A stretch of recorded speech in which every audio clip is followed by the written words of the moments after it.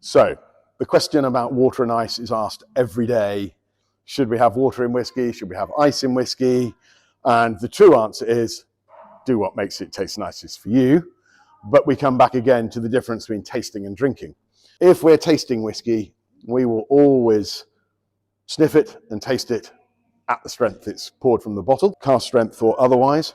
I think everyone should do that because some whiskies are lovely as they are out the bottle. Other whiskies benefit from a bit of water. Now, you won't know this until you've tried it. And when we say a bit of water, what we mean is, and it's different for every whiskey, what we mean is on the whiskey, with glasses on, it's a function of age, there's an oily layer, the meniscus layer. And that really traditionally breaks, or would normally expect it to break, at around about 35% alcohol.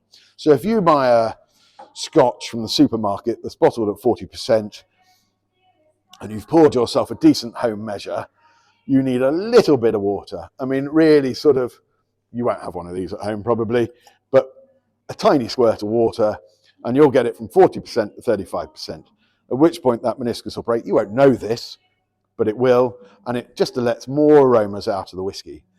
Now, if you have bought a proper cask strength, 55, 60% alcohol whiskey, to get it to 35, you're talking about adding nearly half the volume of water.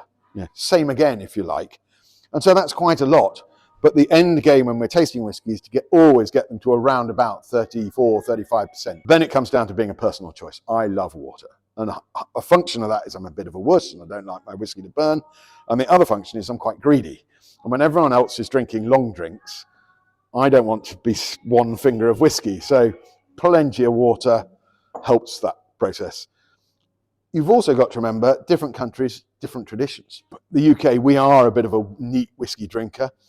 In Japan, for example, they will drink whiskey quite often out of long glasses, like a gin and tonic, but whiskey and lots of water.